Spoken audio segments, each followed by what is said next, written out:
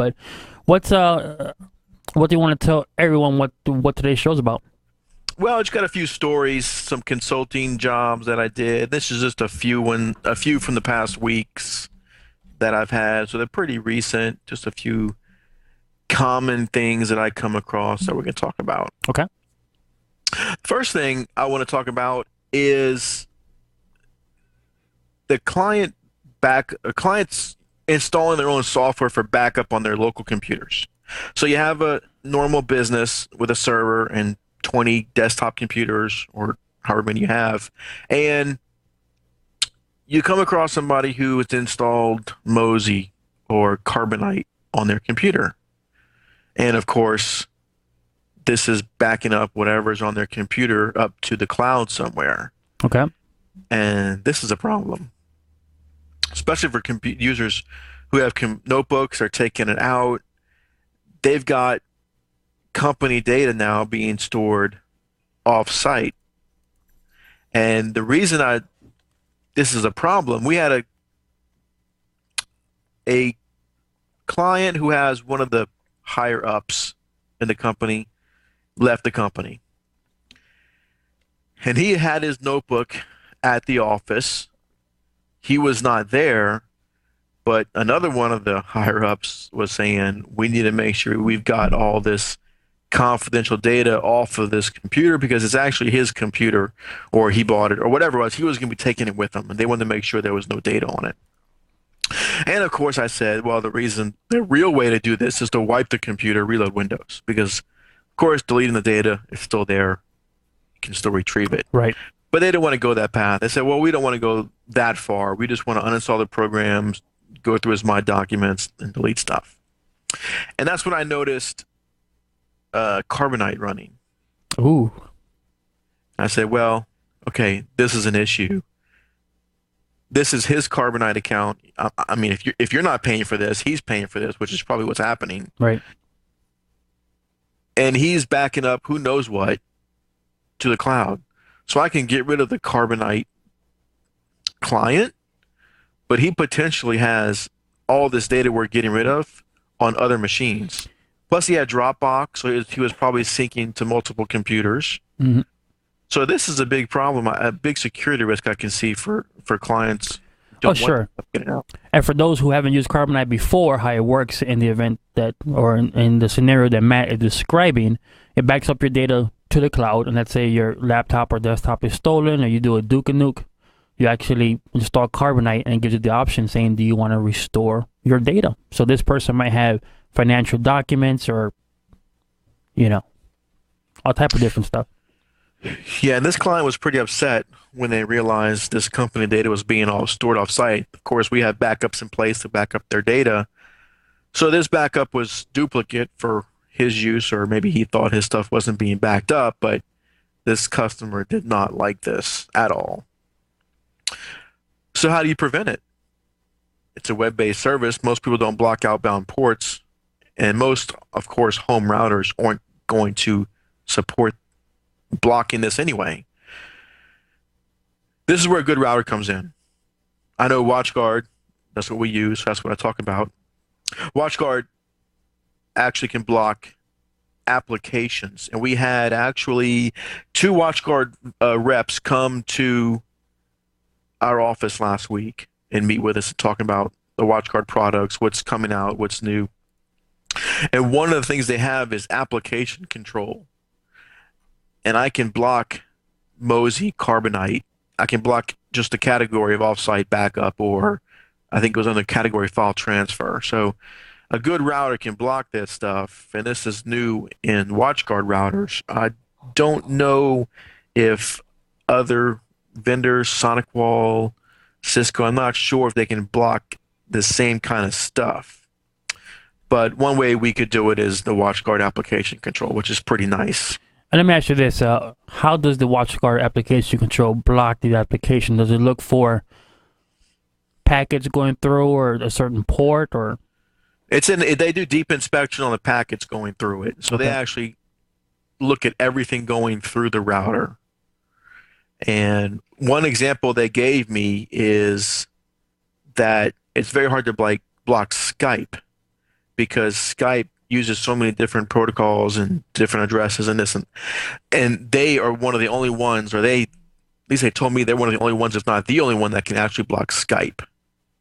Because they're doing such deep inspection on everything going through it, that they can open it up, see what's inside it, and block or allow it.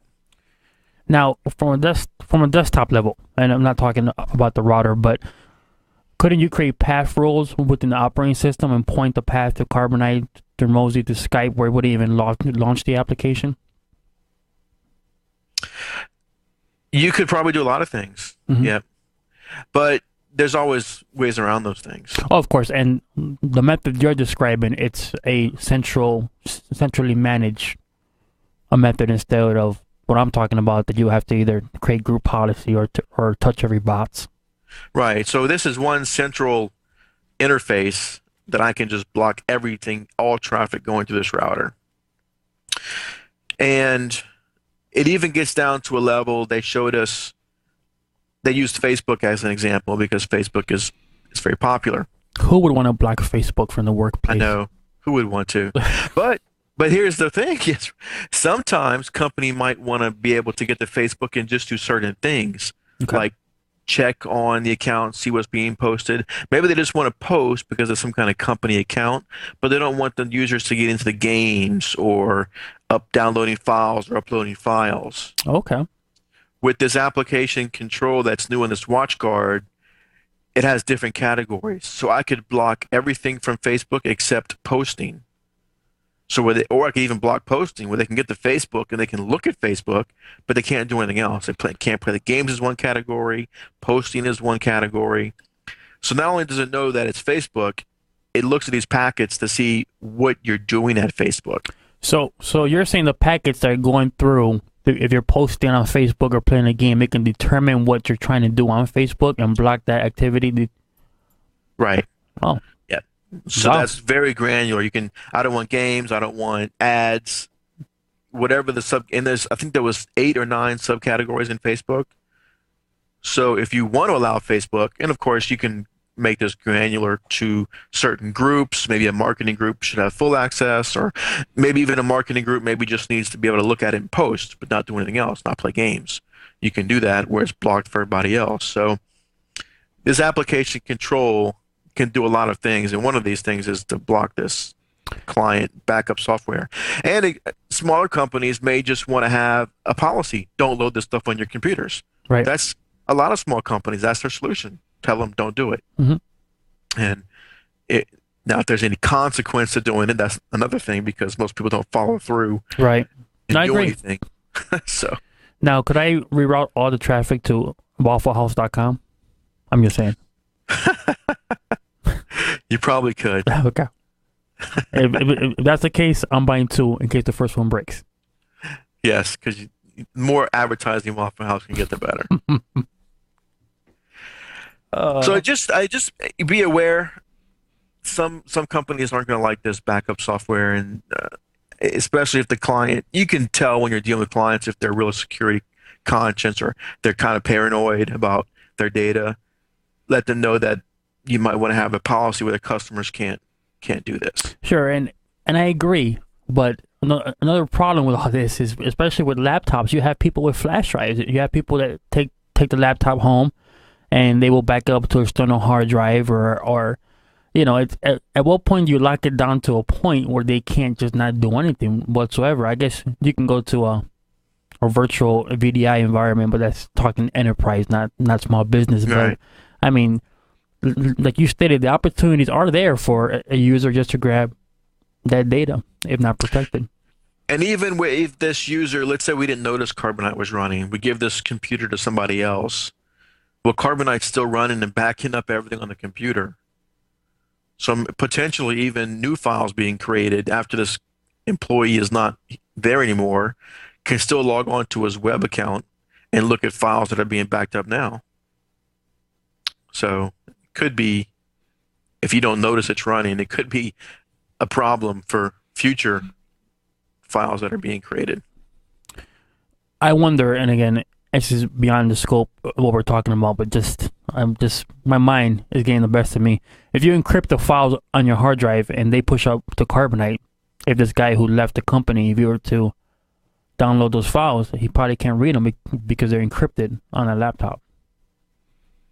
But again, that's above and beyond. Unless he exported the key or something. Right, if he had that key, but yeah, I'm sure he would export the key if he knows how to do that. Right. So, all right, cool, man. So look out for that. Yes. X Killbox says Sonic Wall versus WatchGuard. Anybody have any input? That's actually in an email later on, so we're gonna kind of get to that. But okay. The next story I thought was interesting. Have a client who we've been trying to get them to switch to Exchange. We host their mail for them. They have computers, but there's no domain, so there's no Active Directory running. So they want to keep the logins simple. Basically, they want one login for the computer. Well, actually, the computer just boots up with no login at all. But they want the email to be private per user. So they don't want multiple logins for the computer, but multiple logins for Outlook. Now, of course, this isn't too difficult. You can create different profiles in Outlook. So where when you open up Outlook, you get a list of names, and you can pick that name and you go into that profile. Now, their method of security is to password protect the PST file. So when you click on Mary let's say, Mary would then get a prompt for the password for mary.pst. She types in her password, and it continues to open up Outlook. So they've got on this computer 10 of these profiles. You follow me, Lalo? Am I losing you, Lalo? No, Okay. I see where you have a bunch of profiles, and then they want to kind of password protect the PST, which we all know there's ways around getting that password. And I told him that, yeah, right. Anybody who's computer literate can crack that pretty quick. But that's his security. Okay. So he goes to add a new profile because I have a new user. And every time he added the profile successfully, and every time he opens up Outlook and picks this username, he would get a prompt. Let's say this is Joe. Okay. Joe's fine. Joe has joe.pst. When he opens up Outlook, he gets a login prompting him for the password for joe.pst. He puts it in.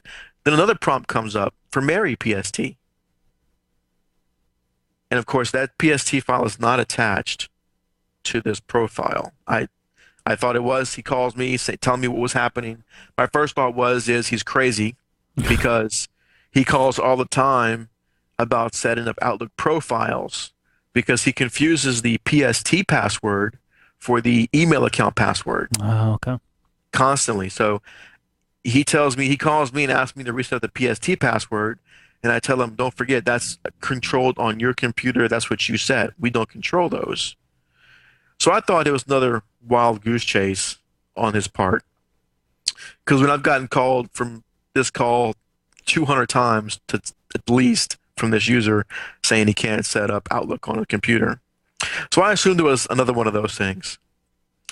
So I connected to his computer, and he shows me. Sure enough, he opens it. He gets two prompts, Joe and Mary. I go into the profile properties. The only data file set to open is Joe's. Not Mary's. So I thought, well, that's strange. So I deleted the profile, created a new one, same thing.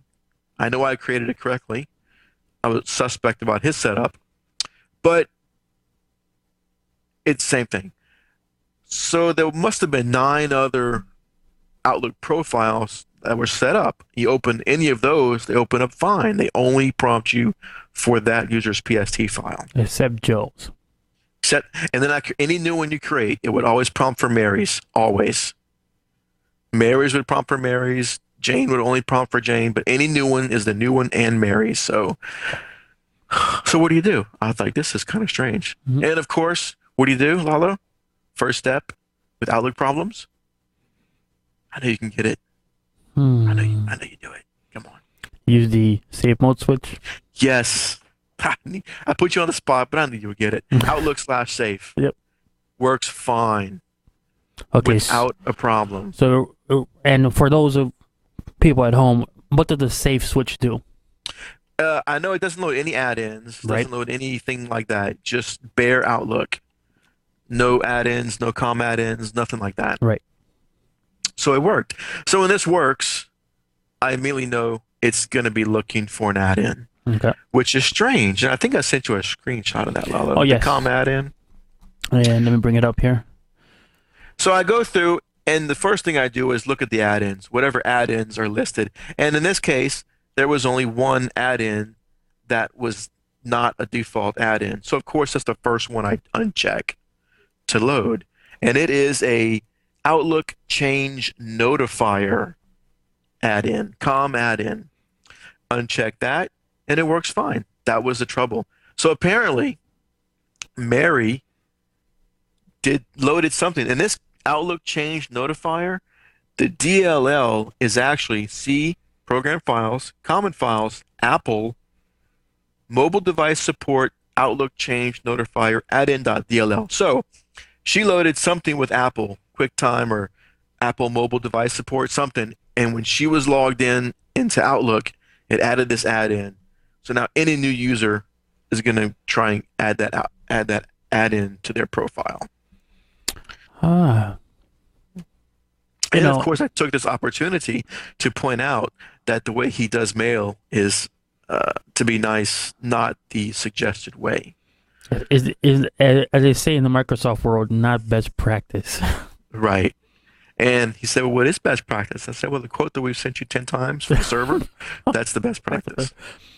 And for those of you that are dealing with Microsoft Outlook issues, what Matt is describing is exactly what you do. If you have a problem, you want to start it in safe, outlook.exe/safe, because then if it works, then you know that the Outlook's okay is something that is with the Outlook in this event, an add-in that's causing the issue. So, and you do it works for Word, right? Any Office suite, yes. Because sometimes an add-in for Word or Excel will cause problems too. Cool. And instead of going there and just trying unchecking add-ins, if you don't know it's an add-in, because if Outlook/safe would have worked, I'm sorry, if Outlook/safe would have had the same issues, yeah, I think I would have been going to Google at that point. Yeah.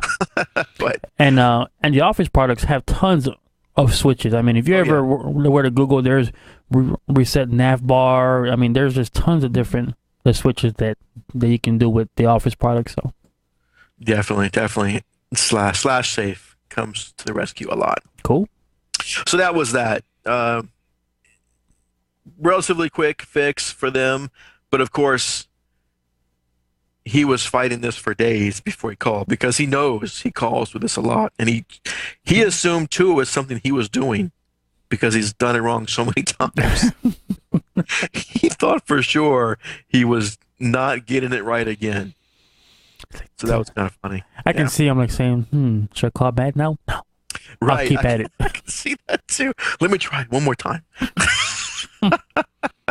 And he does this. I think they have 7 locations that they have, and he does this on each computer at each location. So if they get a new user, he sets up an Outlook profile for that user on each computer at each office. That, my friend, is called job security. I mean, that's all I can call it at that point. Yeah, and when he confuses the PST password, it's a problem because he might set it differently at different places on different computers. So when the user opens up Outlook, the PST password is different sometimes. And of course, you have the whole issue of it's a POP account. So the PSTs are different at different places of what mails where. It's a complete mess. Yeah, like a server is a way to go. Yes. But they've been doing this way for years, and creature of habits, man. No change in sight. Yeah. Now they all have their main computer, so everywhere else, I believe I told them to set it to leave a copy on the server, and their main computer, I told them to leave a copy for I think 7 days. That way, if they go to a different location, the last 7 days are there. Okay. But then it pulls it off. So yeah, but then he forgets to uncheck it one place, and it pulls down all the mail, and he calls with this all the time. The amount of money he spent setting up Outlook profiles over the years, he could have bought a server. I agree, because it's a lot of micromanaging, which is something you definitely don't want to do. But right. I guess he's doing it. Yeah, he's doing it. Now the next problem I had could have been a long problem because the call I got was a generic problem. And it's kind of hard to search on Google for this. Client calls with QuickBooks problem. And they say QuickBooks just locks up sometimes. And that's all they can tell me. QuickBooks just locks up at times. Yeah.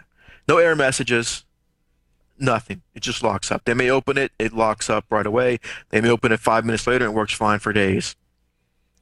You know, three people might get in, all three work fine. And then one of them will lock up, the other two work fine. So, very vague description of the problem. And what do you search for on Google? QuickBooks locking up? Oh, jeez. One of 85,224 hits. Right. Good luck going through that. Yeah. But here's an issue.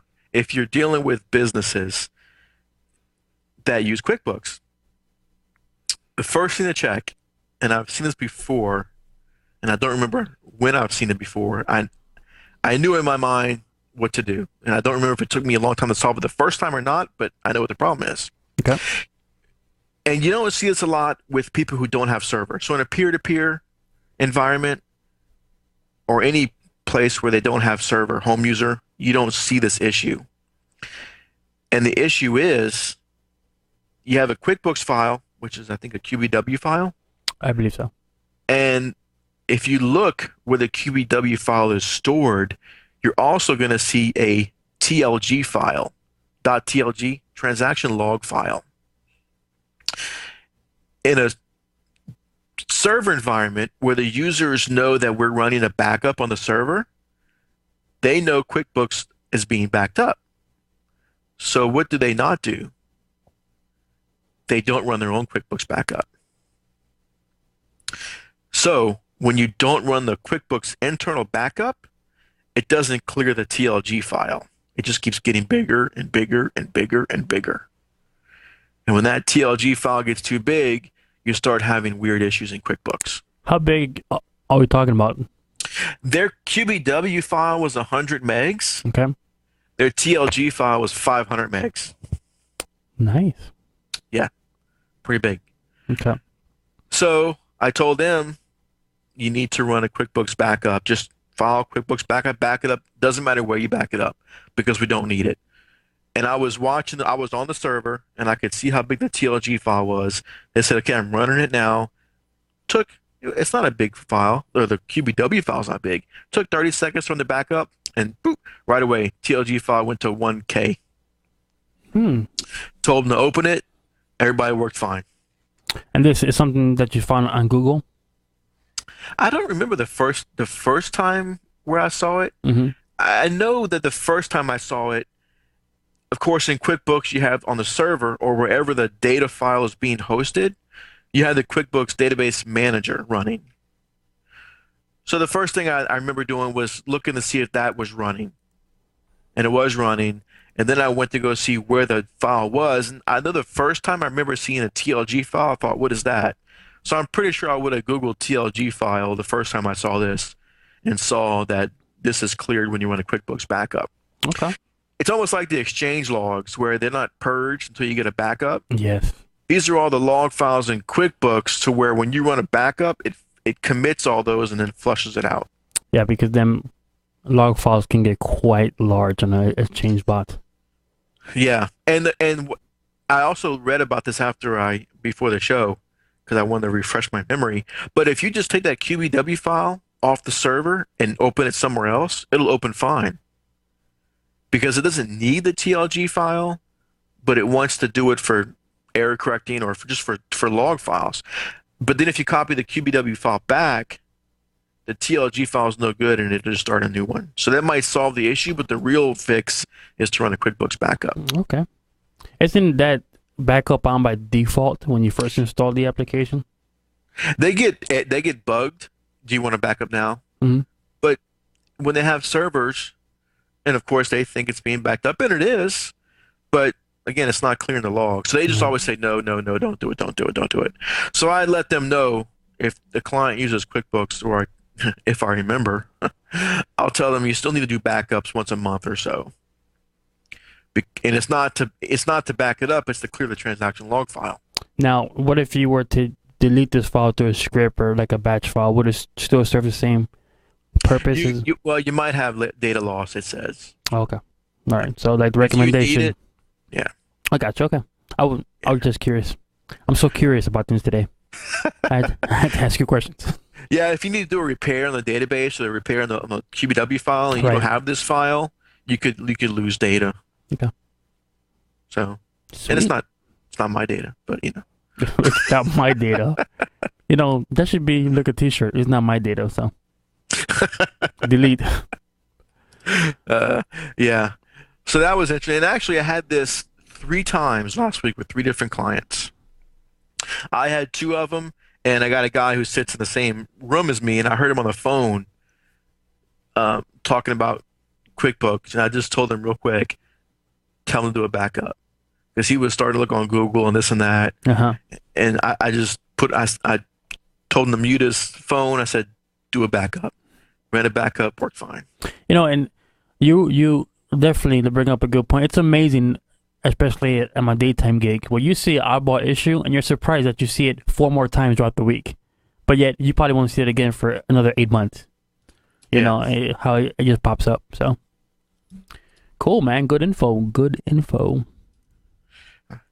Let's see. What's the next one? This happened to me Friday. It's been a long week.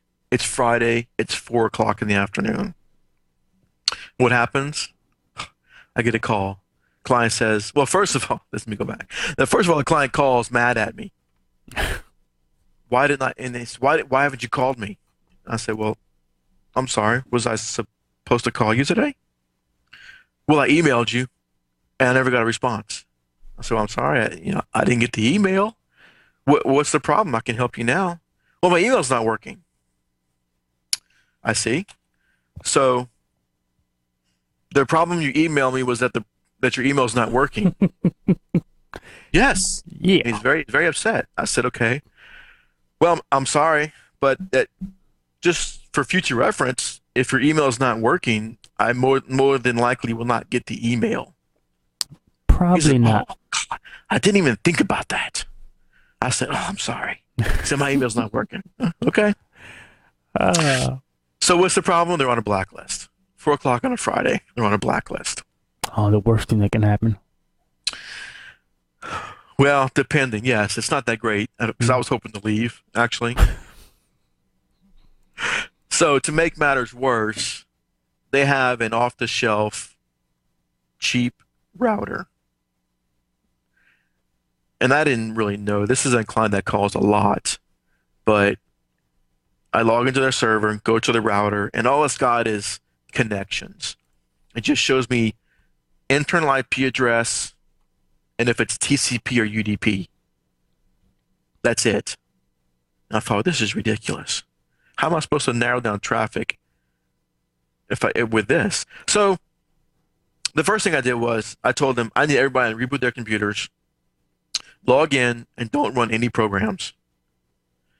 And while they were doing that, I killed SMTP service on the server just to make sure that Exchange is not sending out the message, all the spam.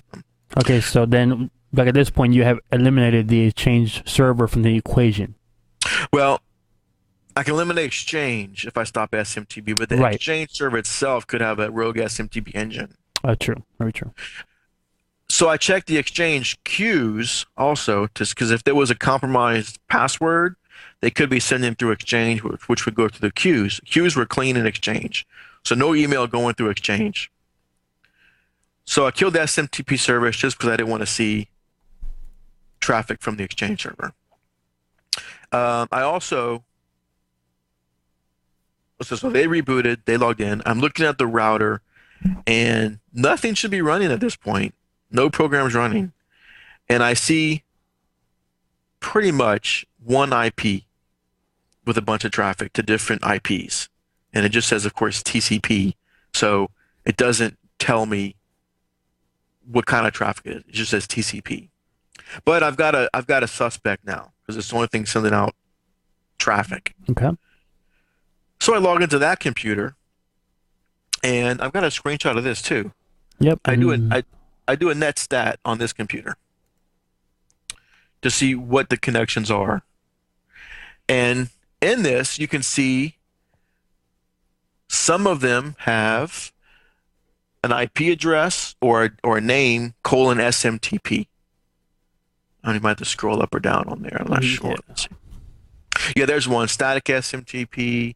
I think further down you've got a few more. yeah, Yeah, here's a there's whole one. bunch right there.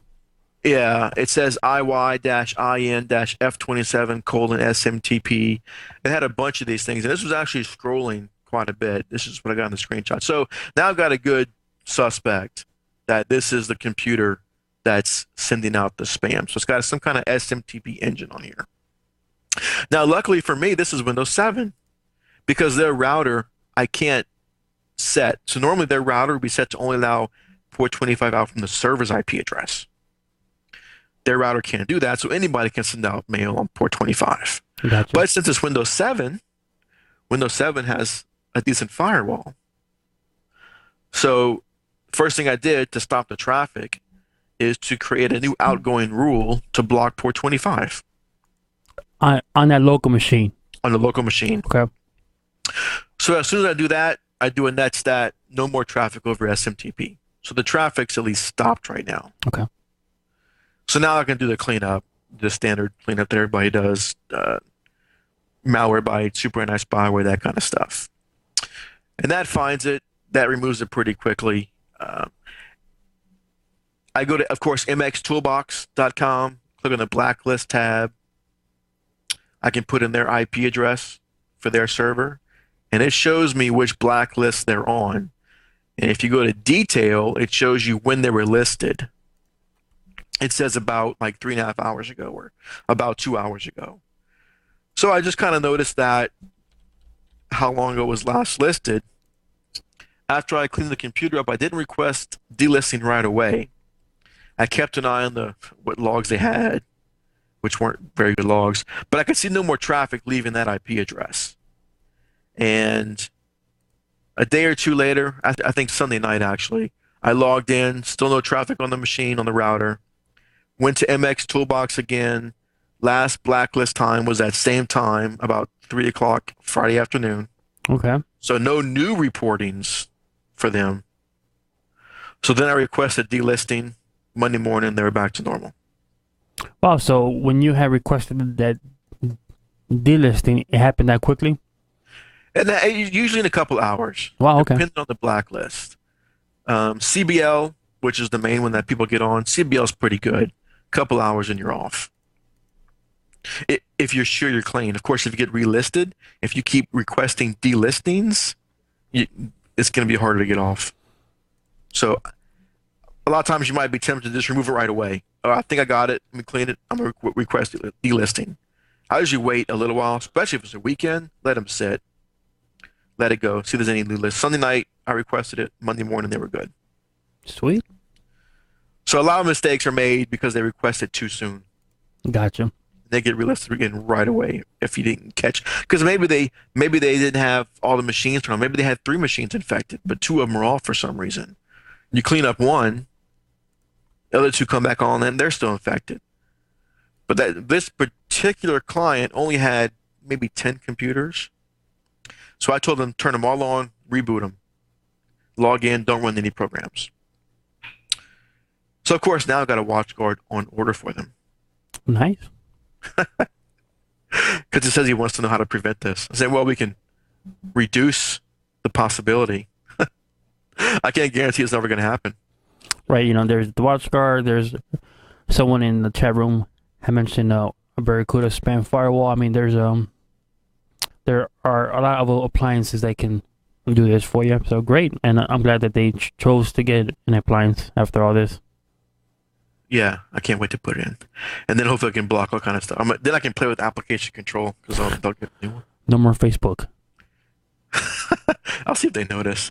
Actually, I've got a client doctor's office that we're going to upgrade their router and do this because right now we're just using WebLocker at this doctor's office. Mm-hmm. But I'm gonna play with application control for cool, them. Man.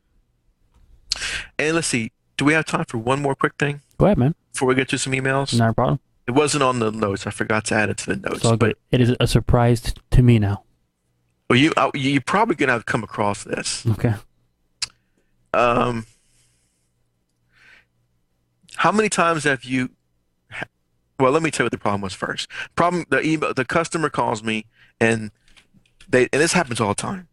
When they click on a link in Outlook, they get a message: operation canceled due to restrictions on computer.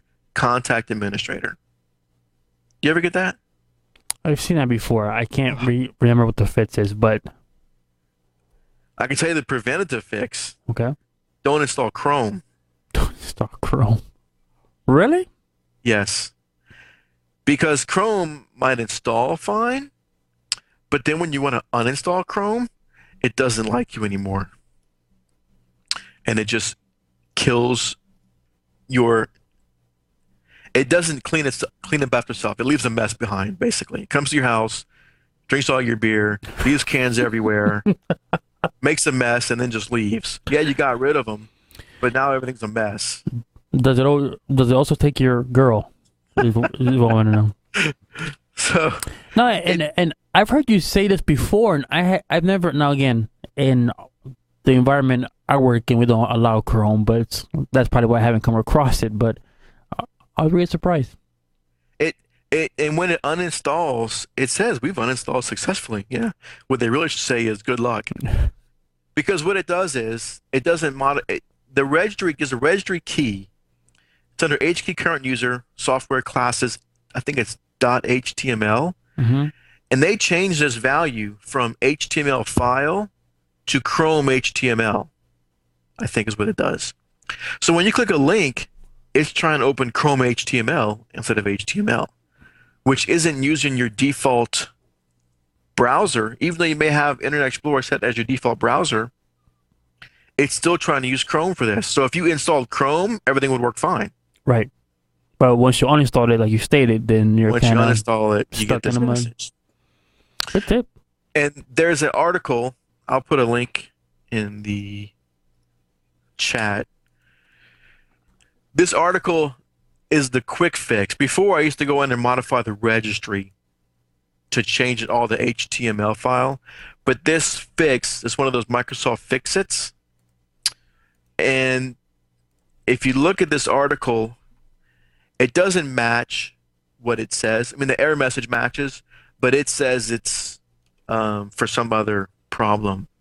It says after you upgrade to a newer version of Internet Explorer, the following registry key may be either missing or corrupted. And this fix-it works to resolve the problem as well for the Google Chrome uninstallation. And I know it's Google Chrome. First of all, it says Chrome HTML if you go look in the registry. But if you ask the user, did you have Chrome on here before? And they always say yes. Okay. Don't do that. I'm always curious of why they install Chrome and uninstall Chrome, but either they didn't like it or maybe another technician uninstalls it. So if you uninstall Chrome, be aware that this could be a problem. Cool. I think that most folks, when they use Chrome, it's kind of different from the non-technical side. If you're a techie user, you know, most of us just fall in love with it. But for a user, I can see where they go, I don't like this. Yeah. And I see in the chat somebody says that they've never had one of those fix-it buttons work for them. I've had a couple, but I've had very bad luck with those things. Mm-hmm. So when I found this one, I said, well, let me try it. The computer's already screwed up. It's not my problem. Let me just see if it works. So I tried it and it worked. I said, oh, good. No registry editing for me. So I've been using it since. Cool, so man. I can definitely say this one works. It is stamped Matt approved. That's right. And I use this all the time because it's so amazing how many times this comes up. And the error message does not lead you to think it's something with Google Chrome. It says operation canceled due to restrictions on computer. Which at that point you think the MMC console, local security policy, just something beyond the registry key. Yeah, and of course to a user, this sounds pretty bad. Mm-hmm. due to restrictions on computer contact administrator. And it does sound bad. It's not at all what the problem is. And actually, if you just type that error message into Google, one of the first hits you'll get is a link to the Microsoft Fix It right now. Awesome. So, all right, man. Before we jump into some emails, Steve has a podcast weekend webinar this weekend, Saturday, June 25th and Sunday, June 26th. Go ahead and sign up, and you can go to howtopodcast.biz. It's a weekend deal, and I will have the pleasure to join them, and it's from 10 to 5 p.m. Eastern Standard Time. Steve's going to go on how to podcast, the equipment that you need, the software, how to post shows, iTunes, everything that you ever wanted to know about podcasting, Steve is going to cover. So go to howtopodcast.biz, sign up, and Steve has done over 500 shows. He gets about 50,000 downloads a month and over 1 million hits a month. So if that's not impressive, I know what it is. And Steve has actually showed me how to do my own podcast, which I also do this one. I drive and hit the buttons by some miracle, and then I also have another podcast. So what he preaches is the truth. So check him out. So all right, Matt. We got some emails. Some emails? Huh? Yeah, good. Let's which one we start with? Let's start the one from Sherwin. Okay. You want to read off that one, or should I? I'll let you read it. All right, cool. Give me 1 second. Sherwin, because that one's not it. Well, I'll start the one from, so I don't have to poke through them, if you don't mind. That's fine. All right. This one is from Jacob, who's also Killbots, at Killbots in the chat room. Was thinking of a show topic. What if you guys did a show about Sonic / WatchGuard and the differences in the two, and which has the best use for the text? Also, a show about running failover and load balancing the internet on these devices would be a great topic. And maybe touch on how to set up multiple Sonic points off the Sonic wall in guest mode using VAP mode in order to make a guest a network. Seems one of you is like, what? VAP? Yeah, that's probably me right now. Also, okay, like the second part was for Steve there, but I'm guessing VAP is virtual access point mode. Gotcha. See, I learned something today. All right, man. His first question is what if you guys did a show about Sonic Wall and WatchGuard and the differences between the two? Can you give us a quick general overview? Because this could be a whole entire show on itself. This could be a whole show by itself, and we'll just touch on it briefly right here. Okay. We had a few WatchGuard vendors at our office last week. Like I said, they came in from Texas to come see us, and I specifically asked them about what are the major difference between Sonic Wall and VPN. And they gave me some literature to read. It's actually some battle cards, they call them, on their. We're a partner, so I have access to partner resources.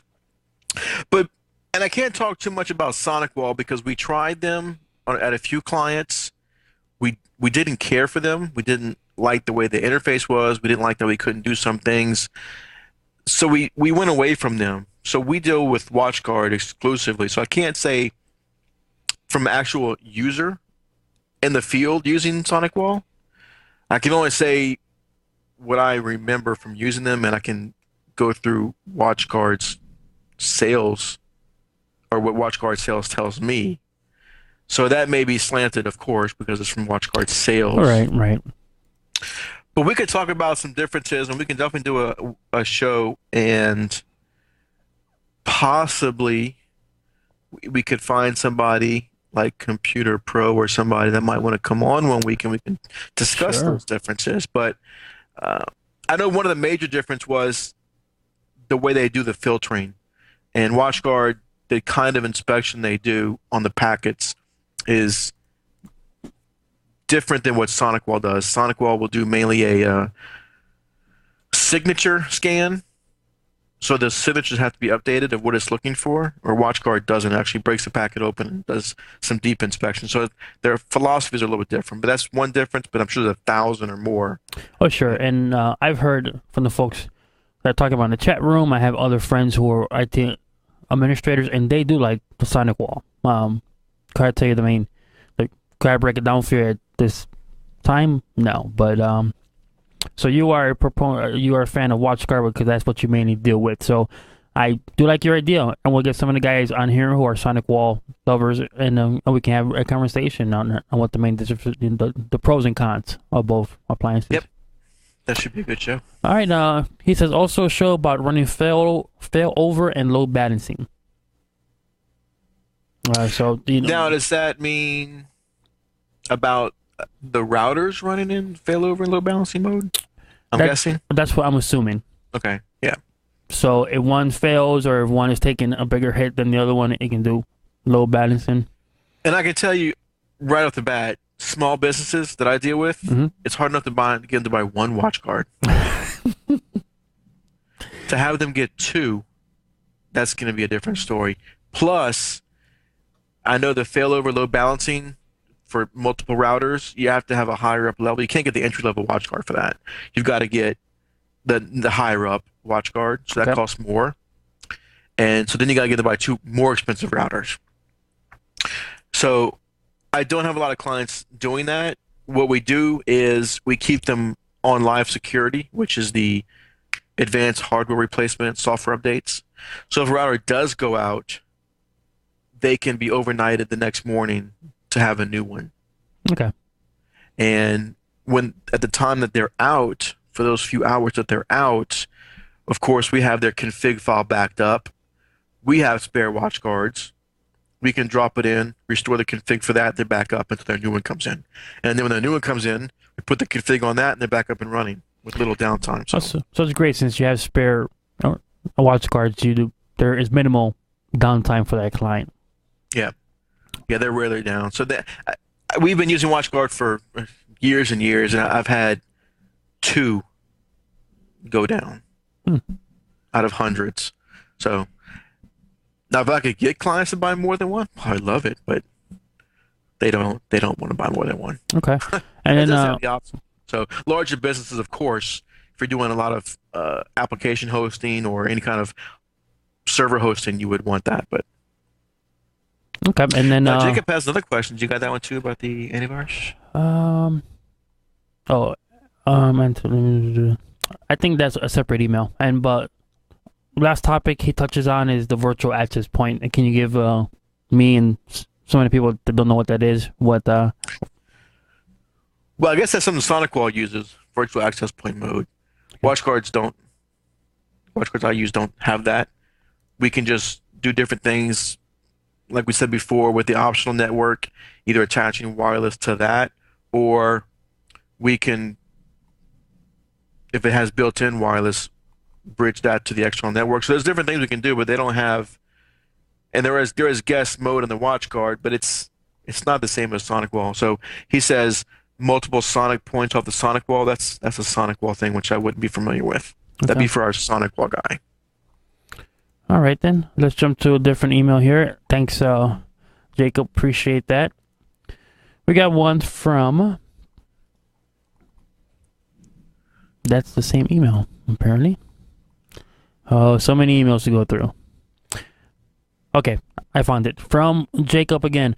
I have a question about the antivirus. I hear you guys talk about antivirus all the time, but I am wondering if you guys could cover managed antivirus like Avast SPS Managed Edition that allows you to control updates and push installs from the server out to the users. Is this something you guys would recommend over just installing them one at a time with no type of management? I have used the Avast SPS Edition before and have had issues with connecting to clients' antivirus on their PC to update it or manage the quarantine. Just wanted to hear your guys' input on this. So, the same with WatchGuards, which is that's the product we choose to use, is we also have our preferred antivirus. Okay. And Avast SPS is not it. So the one we use on our clients is Trim Micro Worry-Free Business. We've had issues with it. The latest version is 7.0. It seems much more stable with less issues. But when you are doing support for these small businesses, you're going to want to pick a product and stick with it because I can't learn 10 antivirus packages. Yeah, it's just insane. I've always dealt with SEP, which is the semantic endpoint the protection, back to version 9.1. I've dealt with the McAfee ePolicy. What it's called? ePolicy, eOrchestra, something like that. That just drove me nuts. But it seems like the those two that I play with, they each have their own little flaws that you just have to work around, unfortunately. But yeah, I don't like any of them. There's none that I've tested that are great. mm-hmm. But we've had less issues with Trend Micro, and we've been using it for years.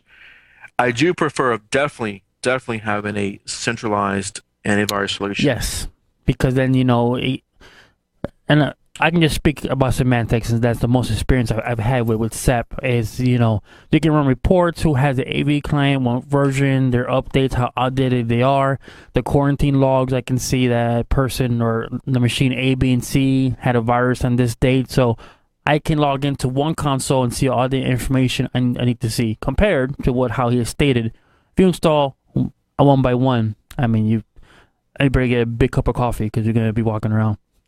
Right, and if you have one by one, you have licenses. If they're not managed, you don't have centralized licensing. So his person might be expired, this person might be expired. It's a real nightmare to keep up with. Oh. Definitely manage antivirus. We put it on all of our servers. We just add it. I mean, it's part of the quote. Okay. And if they say we don't need it, I say, well, you do. And if they said if they said take it off, I would just up the server cost and take it off, and they wouldn't even see it because they have to have it. Yeah, I mean, it's kind of one of those non-negotiables, I guess, Right. Yeah. It's like they say we want a bunch of computers, but we don't want monitors. Well, you have to have monitors. Yeah, you have to have monitors. All right, we have our email from Sherwin. Let me just read this before. Okay. I had a question for the Podnutz Pro crew. I am looking for a recommendation on a wireless VPN router that supports IPsec for the following operating systems: Windows, Mac, iPad, iPhones. I was looking at the Cisco RV220W, but it fell short on the iOS portion. I know you guys have mentioned WatchGuard, there's that word again, on the show, not certain what model. Okay, so yes, WatchGuard, of course. There, again, with the meeting we had with the vendors, the VPN support is going to be improved with the new 11.5 or 11.5.1 that's coming out for the WatchGuard. Mm-hmm. It's going to be improved. And actually, they told me there's going to be an app on the iPhone and iPad. You can go into the setup and do a VPN setup. But you have to go to, settings, general, network, and then VPN. It's buried. And right now, you can, I think, do PPTP VPNs on the iPhone with the current WatchGuard software, which of course is not that great. It's just PPTP. Right. The new one coming out is L2TP, so it's going to be a much better VPN. And they're going to create an app, I was told. So you download the WatchGuard iOS app, click on that, put in your settings, and it creates a VPN connection for you without drilling down into those settings, general VPN kind of thing. And it also has options for the Mac OS and Windows. How about the Android operating system? Just curious, since you didn't mention that. Yeah, well, that new one, the L2TP, will be compatible with Droid phones as well. No. I asked that specifically, knowing people who have Droids would want to know, even though I don't care. No, I'm just joking. I'm playing with you. Yeah, it has to support it because people use it. So we have to. Half of them use Droids now, so he did make it clear that it will work on Droid and iOS. Awesome. Now, I don't think the app. I think the app is going to be iOS. He didn't say they were going to have a Droid app, but you can still go into the settings and set it up. Okay. So now he says, which one do you use? Well, that's going to depend on your environment, of course. The XTM2 series realistically will support up to 50 users. XTM5 series are going to support up to 1,500 users, XTM8 up to 5,000 users, and XTM1050 up to 10,000 users. 10,000? Yes. Now, of course, let's say the XTM2 series supports up to 50 users, and there is the XTM23, 23 wireless, 22, 22 wireless. Those specs are going to depend on different things like throughput, and I had a little sheet somewhere, but don't have it with me. Okay. Throughput may be an issue, so let's say you need a faster connection. You may have to go up on, you might have 20 users, but the speed that your circuit needs to support, or the circuit you have, may need to support a faster interface. So you may have to go up to a higher level to support that faster interface. So it really depends on your environment as to what. That's true. And as a sales resource, it's not, I looked on their public site, and it's not on their public site, but as a partner, I can go in and key in certain values, and it tells me which model is recommended for that customer. Okay. And it asks things like how many users, what's the throughput, is price a factor? Actually, is price a factor? No. I want to go plating. Because the price ranges, one of the price ranges is up to $40,000. No. Okay, So and if you want to that's spend up to $40,000, they recommend the XTM10 series. again. I'll take two in case the first one breaks. Right. Exactly. All right, man, cool. And we got an email from Howard, but it's kind of long, so we'll save it for like the next show. I apologize. There's a thunderstorm happening in the area. For those of y'all that don't live in Florida, when there's a thunderstorm, odds are your lights would go bloop for a hot second. So Right. I would. Was hate that from that. Mark, you said? No, from Yeah, Howard. from Mark and Howard. So we can save those for next time. All right, so sorry, So Mark guys. and Howard, we'll get to it next show. Yes, don't mean to disappoint. But again, I would like to thank everyone for joining us in the chat room. If you're listening to this live, if you're downloading this via MP3 or watching it on Podnutz.com, appreciate it. Matt, do you have any closing words? Anything you want to say, my friend? Closing words. No, I can't think of anything else. I'm drawing a blank. You're drawing a blank? Thanks for listening, everybody. Just keep sending emails. We got some emails. We appreciate them, so keep sending those. Mm-hmm. Again, well, thank you for watching. You can contact me or Matt at mattorlalo@podnutz.com. You have any questions or concerns, any suggestions, any ideas, just let us know.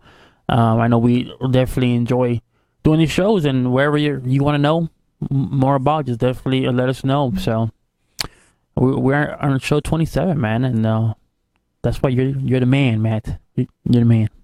I'm the man? Okay. I thought you were the man. Dude, I just push buttons. I push buttons, I switch screens. Every once in a while, I just move my mic up and down just for effect. That's all it is. See, I don't know which buttons to press that do what you do. Of course, I should attend Steve's seminar then to know which buttons you're pressing. There you go. And then everyone can just press buttons. So, all right. So, everyone have a good week. And do you have a teaser topic for next week, or we're just going to keep that to ourselves? I have not had time to think of one, so there will be no teaser. Okay. But there'll definitely be an email from Mark and Howard next week. And probably some more talk about WatchGuard. All right, so all right, everyone have a good week. Yep, good night.